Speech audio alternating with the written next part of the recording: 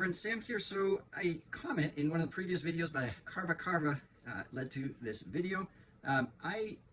So it's going to be a little bit of physics, physiology, history, intellectual property, a touch of dogma. I'm going to compare these three tourniquets. This is the Esmark tourniquet, the SWAT-T, and the Russian Esmark tourniquet. So the Esmark tourniquet, this is the OG from the 1800s, Dr. Esmark. It is relatively thin rubber, and the one that I got off of eBay for about 12 bucks, this stretches to, 15 feet, really long. People in the operating room used to use these quite a bit for orthopedic surgeries.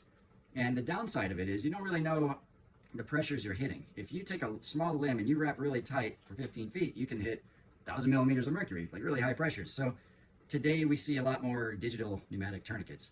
But this will stop flow in a lot of limbs. It's a very tight device. The Russian Esmark, and I don't know the history of that to any extent, but I bought this online. I think someone from Ukraine sent this to me. It's a thicker rubber, doesn't stretch as long. And on the end, you see some holes here. It has a couple of lock mechanisms here. It's narrower. And I'll show the differences in pressure that you can get using these two, using my manometer. And then lastly is the SWAT-T, and probably you're more familiar with this. What's interesting to me is that they are basically the same width. In terms of length, this is not as long as the Esmark. It's a thicker rubber too. And the novelty here, the intellectual property, is it's a design patent. And what you have is indicators for stretch. So you have rectangles and ovals and diamonds, and basically you want to stretch so that your diamond becomes a square and your oval becomes a circle, rectangle becomes a square. Basically it's a reminder you really got to pull hard to stop flow. So the question that was asked of me was, how much does width of tourniquet matter? And I actually don't know the answer to that. I'm still struggling with wrapping my head around it. So I'm certain that wider is kinder to tissues. It hurts less. If you take it in the opposite direction, you go to narrow, picture airplane wire. I mean, you can shear a limb right off and you'll do a lot of damage. So it is nice to have something wide applying pressure.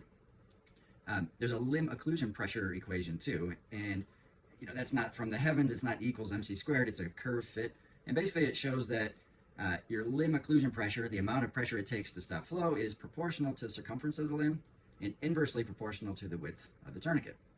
However, the pressure that you can deliver with a tourniquet, as I will show you, is higher if you have a narrower tourniquet. So I don't really know what the sweet spot is. 20 years ago, there were a lot of 1-inch tourniquets. Now it's more 1.5 inch. The TMT is 2-inch. And then you have all of these that are, even wider. So what is the sweet spot?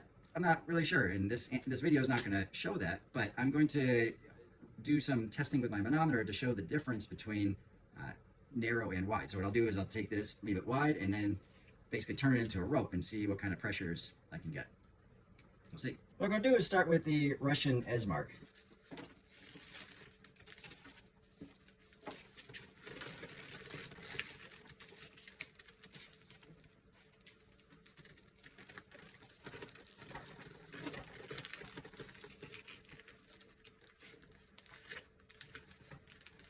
So I can't say I'm a huge fan of the Russian Esmark tourniquet, in part because I don't love the holes.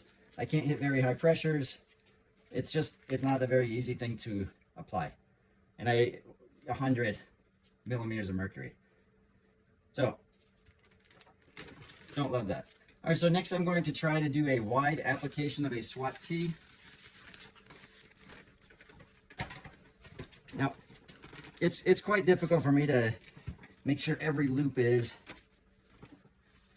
going from ovals to squares or ovals to circles, etc. And now I have to tuck it somehow.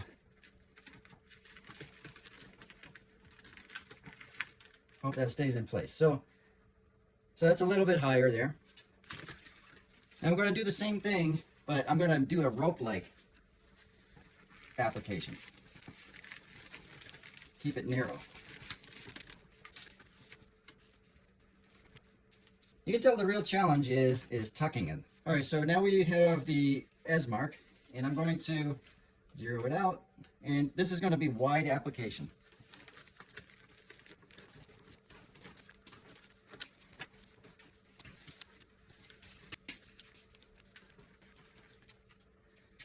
Okay, so this is wide application of the Esmark. This is the highest pressure that I've gotten so far. And now I'm going to do the same thing with narrow application. All right, let's zero it out.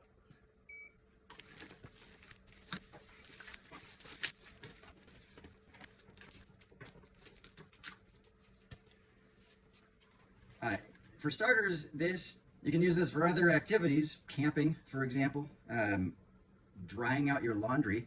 But in terms of stopping blood flow in a large limb, I think it's going to be hard to use. The SWAT-T, if you get a lot of benefit from the markings there, and if you have smaller limbs, then maybe that's something you would want to use. But in terms of hitting high pressures, the Esmark at this length, where it stretches to 15 feet, is, well, it just hits some high pressures. So narrower is, it hits higher pressures, but hurts more, causes more damage. I'm more interested in the physics and the physiology.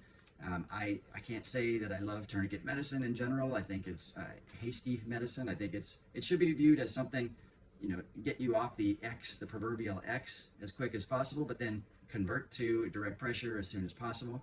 That's my mantra anyway. So hopefully this is mildly useful. Bye.